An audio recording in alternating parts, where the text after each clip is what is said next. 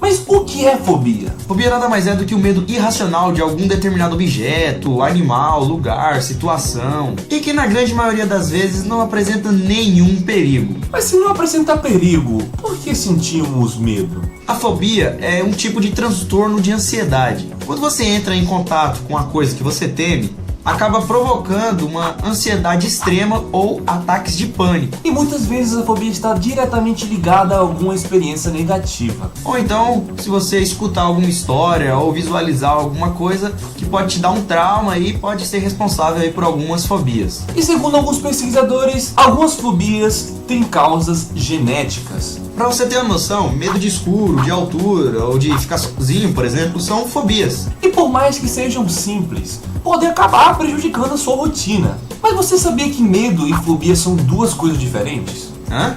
Como assim? O medo é nada mais nada menos que algo que serve para aumentar a nossa atenção, nos deixar atento, que serve como uma forma de proteção pra gente. É super saudável e importante. Além de nos proteger, acaba ajudando nas nossas escolhas, né? Saber o que fazer, o que é certo, fazer o bem ou o mal. Já a fobia, como já falamos, é um medo irracional, sem necessidade. A pessoa interpreta como perigoso ou ameaçador aquilo que para outra pessoa é algo comum, normal. Segundo o Manual do Diagnóstico Estatístico dos Transtornos Mentais, as fobias são divididas em 5 grandes grupos. Animais, né? Medo de gato, cachorro, passarinho, rato, aranha. Aspectos do ambiente natural, terremotos, maremotos, chuvas, relâmpagos. De algumas situações, como andar de avião, ficar em locais fechados. E também tem as de sangue, injeções, feridas, agulhas. E as outras demais fobias, né? Como, por exemplo, o medo de tomar banho. Should be fine, but I'm not. I get overwhelmed so easily. My anxiety creeps inside of me, makes it hard to breathe. Words come over me, feels like I'm somebody else. I get overwhelmed so easily.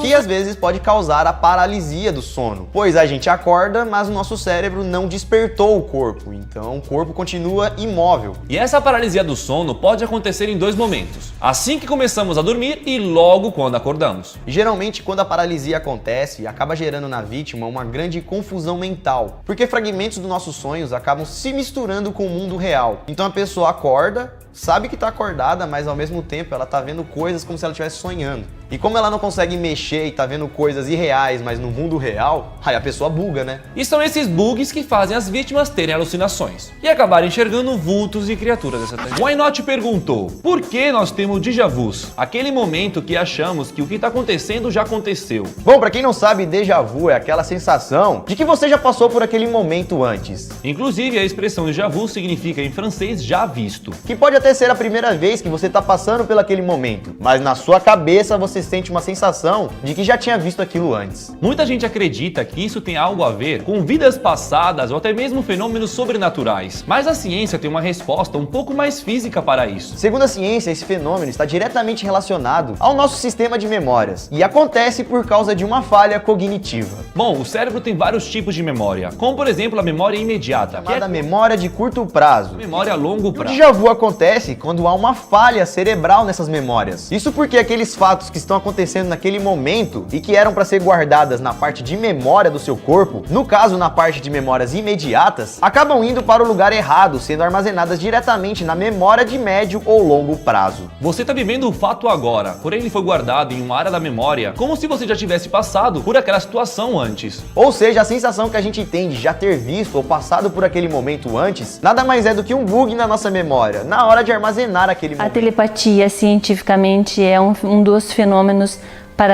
paranormais produzidos pela nossa mente, classificado como PES, percepção extrasensorial, tá? Ela vem com essa sigla.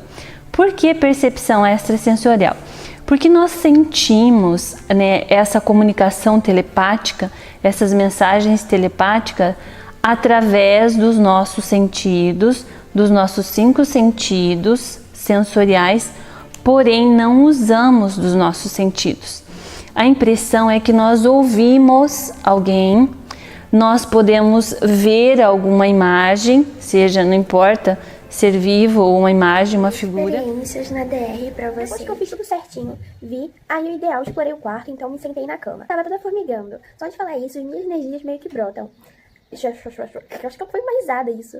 Bom, sentei na cama, ao lado da eu ideal, fui adentrando o corpo e senti o meu corpo formigando ainda mais. Minhas energias, eu nem sei como explicar. Dava pra sentir elas em volta de mais enfim.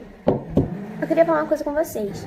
Se você vê um personagem da sua DR em uma hora que você não tá tentando fazer, shifting, é um obsessor. Bom, o primeiro relato é sobre os sinais que ela sentiu.